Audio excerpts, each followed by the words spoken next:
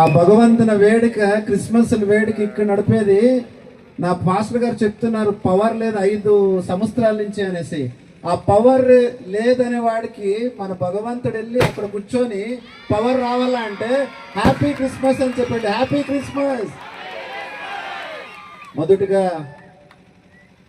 మా ఇక్కడ ఉండే సోదరులమైనలో చాలా ఘనంగా తూకంగా ఉండేలాంటి ఆరం నాకు వేసి మా పాస్టర్ గారు చెప్తున్నారు, మేము మోహన్ కృష్ణతో ఏమి ఆశించము, ఆయనతో ఏమి ఎక్స్పెక్టేషన్ చేయము, ఆయన వచ్చిందే మా భాగ్యం అని చెప్పినారు. కానీ నేను చెప్తున్నాను, ఆ భగవంతుడు వేసప్పుడు ఈ రోడ్లో ఎన్నో తూర్లు పోయినా నాకు తెలియదు ఇక్కడ మనకి మా ప్రార్థనా మందిరం ఉంది అనేసి. ఆ ఏసప్పుడు మా అలెక్స్ త్రూ మిమ్మల్ని వచ్చి మిమ్మల్ని దర్శనం చేసే భాగ్యం ఇచ్చిన దానికి మొదటిగా ఆ ఏసప్పుడు థ్యాంక్స్ చెప్తాను. మరొక విషయం మీతో అందరితో పంచుకోవాలని చెప్తున్నాను. ఏ ఒక్క పేదోడు కూడా మనసులో పేదోడు కాదు, వాడు డబ్బులో పేదోడు. వాళ్ళు కట్టుకోండి ఇంట్లో వాళ్ళ ఆస్తులు అంతస్తులో పేదోడు ఉండొచ్చు, లేకపోతే వాళ్ళతో ఉండే బంగారంలో సావుకారు కానీ పేదోడు కానీ చూస్తారు. ఏదన్నా ఒక స్థలము మనమందరూ ఒక్కటే, మనందరికీ భగవంతుడు ఒక్కటే, మనందరూ మంచిగా కానీ చెడ్డగా కానీ దావలా నడిపించేవాడు ఒక్కడే అంటే అది ప్రార్థనా మందిరం అని నేను చాలా గౌరవంగా చెప్పుకుంటాను. ఈరోజు 24వ తేదీ మనందరము కలిపి క్రిస్మస్ వేడుకల్ని సెలబ్రేట్ చేసుకుంటున్నాము.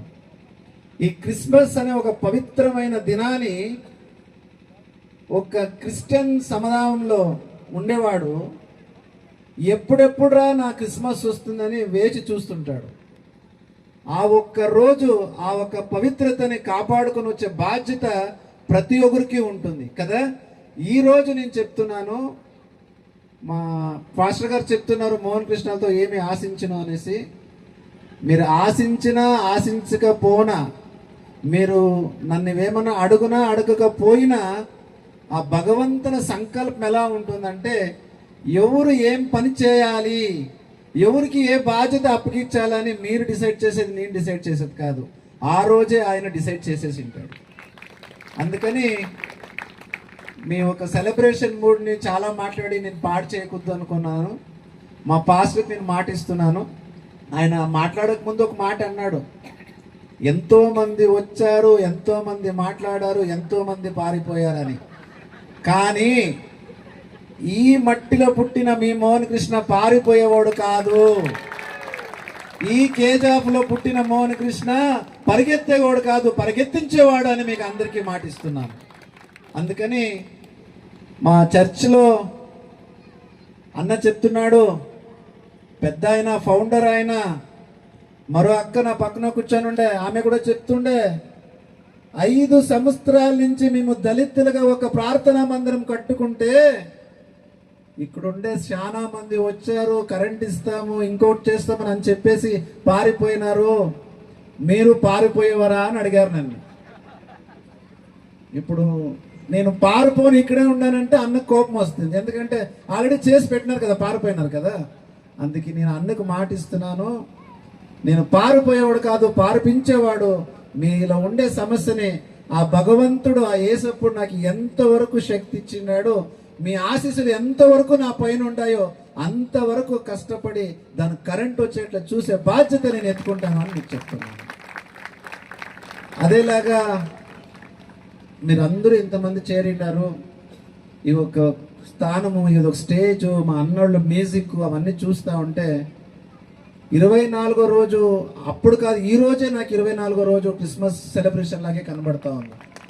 ఆ యేసప్ప మీకు అందరికీ మంచి చేయని, చెడ్డవాళ్ళకి మంచి బుద్ధి ఇవ్వని, మనల్ని ద్వేషించే వాళ్ళకి మనల్ని ప్రేమించేలాగా ఆయన మంచి బుద్ధిని మీ అందరికీ, మీ ఇంటోళ్ళకి, ఎస్పెషలీ మన కేజీఆర్ తాలూకులో ఉండే ప్రతి ఒక్క క్రిస్టియన్కి, ప్రతి ఒక్క పౌరునికి ఆ యేసప్ప మంచి చేయని అని ఆయనతో వేడుకుంటూ ఇంత దూరం పిలిచి మా పాస్టర్స్ కానీ ఈ బాప్టిస్ట్ టీం కానీ ఇక్కడ ఉండే పెద్ద ఆయన కానీ అందరికీ నా శిరభాగి వాళ్ళకి ప్రార్థన చేస్తున్నాను. జై హింద్, జై కేజీఆర్. Thank you sir. మా హృదయంలో బల్లెము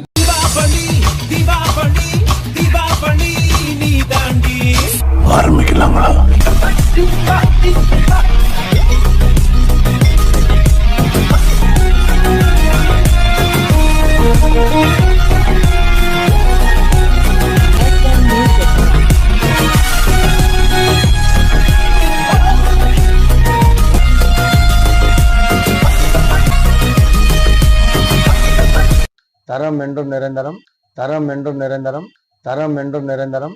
வாங்க.